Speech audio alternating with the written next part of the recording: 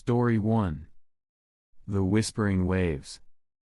It was the kind of night that seemed to sit heavy on the world, as though something unseen were pressing down. Emma and her friends, Josh, Talia, and Owen, had driven 3 hours to Blackwater Beach, drawn by stories of its isolation and untouched beauty. Despite being warned by locals, they thought it would be a great spot to escape the world for a night. They'd arrived just before dusk, setting up their tents near a crumbling wooden pier that jutted out over the water like a broken limb. The beach was empty except for a few weathered driftwood logs and scattered shells half buried in the sand. Strange, almost twisted patterns had formed in the sand, likely from wind or waves, giving the place an eerie, uninviting feel. As the sun dipped below the horizon, they lit a fire and settled in.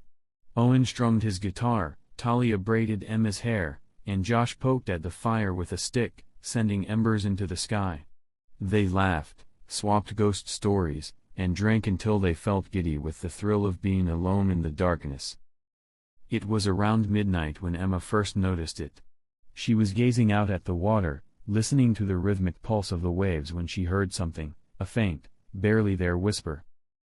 "Emma! Emma!" She whipped her head around, thinking one of her friends was playing a prank. But they were all sitting around the fire, laughing at something Owen had said. The voice had been soft, almost blending with the sound of the waves, but unmistakable. Did any of you hear that?" she asked, glancing over her shoulder at the waves. "Hear what?" Josh asked, raising an eyebrow. "Someone was calling my name," she said, half laughing to shake off the chill that had crept into her bones. "Oh, the ghosts are calling for you, Emma," Owen teased, plucking a few eerie chords on his guitar. "Better be careful." She laughed it off, convincing herself it had just been the sound of the wind mingling with the waves. But as the night wore on, the feeling didn't fade. In fact, it grew stronger. By the time the fire started to die down, everyone was getting sleepy, but Emma was wide awake, her senses heightened, nerves buzzing. She felt like something was watching her, just beyond the edge of the firelight. Then she heard it again. "Emma." This time, the voice was louder, insistent, like a hushed shout carried by the wind. And it wasn't alone. Faint voices seemed to weave together, rising and falling in a strange chant that sent chills down her spine. What is that?" she whispered, her voice barely audible over the growing murmur. Her friends turned, noticing the change in her tone. For the first time that night, they looked genuinely uneasy. "Are you okay?" Talia asked, casting a wary glance at the waves. Emma nodded, but her gaze was fixed on the shoreline. Shapes were moving in the distance, shifting and blending with the darkness. She thought she saw faces, pale and expressionless, watching them from the water's edge. "What is that?" Josh muttered, squinting as he tried to make out the shapes. The fire flickered, then went out completely, as if snuffed by an unseen hand. They were plunged into darkness, the only light coming from the dull gray glow of the cloudy sky above. The whispers grew louder, closer, almost like they were right beside them. "Maybe we should go," Owen said, his voice strained. But when they tried to move, they found that the sand beneath their feet had grown soft and clinging, as if they were standing in quicksand. Each step they took felt like it sank deeper, pulling them back toward the shore. And then, from the corner of her eye, Emma saw them. Figures rose from the surf, their skin pale and glistening, their hollow eyes fixed on the group. They wore ragged clothes, shredded by the sea, their hair matted with seaweed and sand. Their mouths hung open, frozen in silent screams, and they reached out with bony, dripping hands as they stumbled closer, half emerging from the water. "Run!" Emma shouted, but their feet wouldn't budge. The figures moved faster, their arms outstretched, their whispers growing louder and more desperate. "Come back! Stay with us! It's so cold!" The voices sounded layered, an endless echo of despair, filling the air with a sense of hopelessness. Suddenly, Emma felt a hand, cold and slick, wrap around her ankle, pulling her down into the sand. She screamed, kicking frantically, but more hands emerged from beneath the ground, grabbing her wrists and legs, dragging her down into the cold, damp sand. Her friends struggled, clawing at the sand, but they too were being pulled under, their faces twisted in terror. Talia reached out, trying to grab Emma's hand, but their fingers slipped apart as she was pulled deeper. As the sand rose around her, Emma could feel the water soaking through, filling her mouth, her lungs, her senses. She was drowning, sinking, and the last thing she heard was the endless, mournful chant of the voices. "You're with us now. Forever." In the early light of dawn, Blackwater Beach lay silent and empty. The only trace of the group was a smattering of footprints, leading down toward the shore, ending abruptly at the water's edge. On particularly foggy nights, locals say they hear whispers coming from the beach, voices calling their names, begging them to come closer, to join them. And if you listen closely, on the darkest of nights, you might just hear them, the voices of Emma, Josh, Talia, and Owen, lost forever in the depths of Blackwater Beach, waiting for someone to join them. End of the story. Story 2. The Lost Lantern. Alyssa and her younger brother Max had spent every summer at Sandcliff Beach since they were kids. It was the sort of place they could wander for hours without running into another soul, and they knew every rock and tide pool by heart. But this summer felt different. The locals seemed jumpier than usual, reluctant to talk about the beach. One old fisherman gave them a particularly piercing look when they mentioned it, muttering under his breath about the lost lantern.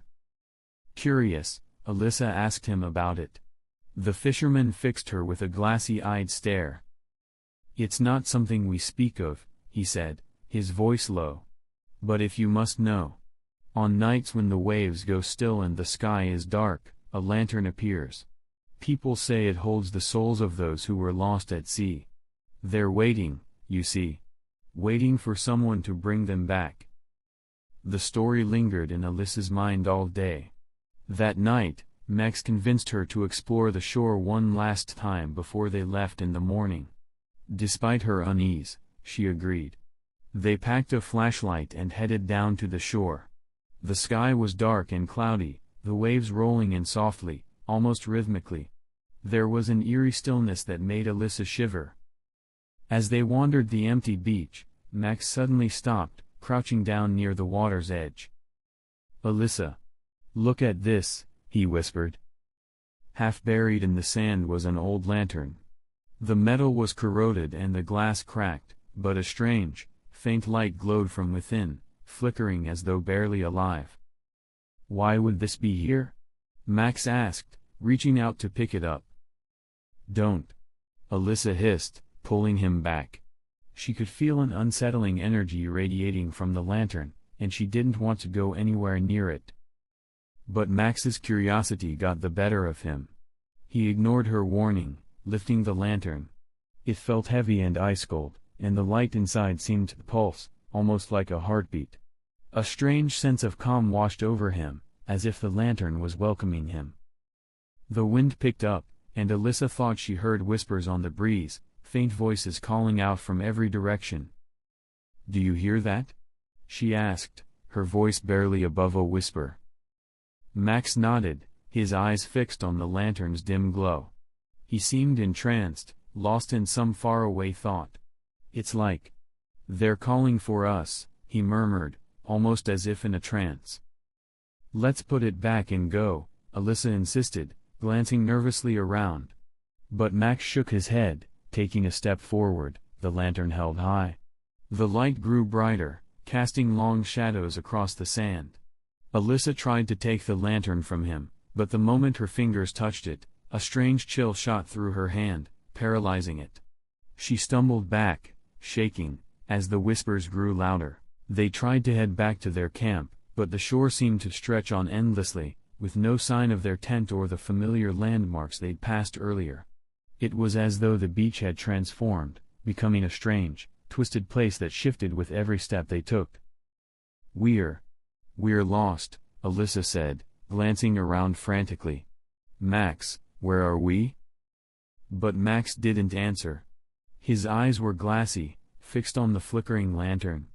It was as if he couldn't hear her at all, his focus consumed entirely by the light. He kept walking toward the water, his feet moving in time with the whispers that filled the air. Max! Alyssa shouted, grabbing his arm. But he shook her off, his face blank and expressionless. They need help, Alyssa, he mumbled. They're lost. They want us to bring them back. What are you talking about? She cried, her voice breaking. Max, we have to get out of here. But Max's feet kept moving, carrying him toward the surf. The waves rolled in, cold and black, and Alyssa could see shapes moving just beneath the surface, shadows that seemed to ripple and shift, their outlines blurred. Then, out of the corner of her eye, she saw them. Figures began to rise from the water, their skin pale and lifeless, their eyes hollow and dark. They were dressed in tattered clothes, soaked and torn by the sea, their faces twisted in expressions of eternal sorrow. Their mouths hung open, but no sound came from them, only the haunting whispers that seemed to fill the air. They surrounded Max, reaching out with skeletal hands, their fingers brushing against the lantern he held above him. Alyssa felt paralyzed, frozen in place as she watched the scene unfold. The figures closed in, their hollow eyes fixed on the light, their voices forming a low, mournful chant. We are lost. So lost. Bring us back. Alyssa's heart pounded as she realized what they wanted. They were drawn to the lantern, to the strange, pulsing light within it. It was as if the lantern held the only thing keeping them from moving on, a sliver of life that they could never reach. Max seemed to be under some sort of spell, his expression vacant as he held the lantern out toward the figures. He waded further into the water, ignoring Alyssa's frantic shouts. The waves crashed around him, rising higher, and Alyssa could see the pale, bony hands reaching out to him, brushing against his skin. With a surge of terror, Alyssa rushed forward, plunging into the icy water to grab him. She reached out, her fingers brushing his arm, but the moment she touched him, she felt a strange, overwhelming sadness wash over her. Visions filled her mind, images of ships lost at sea, of faces frozen in fear and despair, of waves crashing over bodies as they were dragged down into the dark depths. She could feel their sorrow, their endless yearning to return to the world they'd lost. With a cry, she pulled herself back, gasping for breath as the visions faded. She looked up to see Max still moving forward, his feet sinking deeper into the water as he lifted the lantern higher. The figures crowded closer, their hollow eyes filled with a desperate hunger, their hands reaching out for the light. Alyssa screamed, lunging forward, grabbing Max's arm with all her strength. With one final, desperate pull, she managed to drag him back, the lantern slipping from his grasp. As it fell, the light inside flared one last time, illuminating the ghostly faces around them in horrifying detail, their skin bloated and rotting, their eyes empty and unseen, their mouths open in silent screams. The light flickered, then went out, plunging the beach into darkness. The figures let out a mournful wail, their voices rising in a haunting, endless echo that seemed to fill the air. Then, one by one, they sank back into the waves, their forms dissolving into the dark water until there was nothing left but the empty beach. Alyssa and Max stumbled back to shore, gasping for breath, the silence ringing in their ears. They didn't speak as they made their way back to the campsite, too shaken by what they had seen. The next morning, they found the beach empty. There was no sign of the lantern or the ghostly figures, only the faint outline of their footprints leading down to the water's edge. Years later, people still speak of the lost lantern and the souls it attracts, drifting along Sandcliff Beach, waiting for someone to lift their light and guide them home. And if you listen closely, on stormy nights when the wind is just right, you might still hear their voices whispering in the dark, calling out to anyone who will listen, "We are lost. So lost. Bring us back." Story 3. The Tide of Hands. It was a sweltering summer, and Maddie and her best friends, Leo and Priya, had driven out to Briar Cove Beach to escape the heat. Briar Cove was a secluded stretch of sand far from the tourist beaches, known for its eerie beauty and jagged cliffs. They'd packed a cooler, grabbed their surfboards, and were determined to make the most of the day. By late afternoon, they were the only ones left on the beach. The sun was setting, casting an orange glow across the waves. They hadn't noticed the warning signs posted near the entrance, but the lifeguard, packing up for the day, had seen them and jogged over. "Hey," he called, waving a hand as he approached. "You don't want to stay here after dark. Tide's coming in, and it's easy to get cut off by the cliffs." "We'll be careful," Maddie assured him with a quick smile, feeling a thrill at the idea of staying out past sunset. The lifeguard looked at her and shook his head. "Just don't go out into the water after the tide rises, all right?" They promised, but as soon as he left, they laughed it off. The beach was beautiful and deserted, the air cool as the sun dipped lower.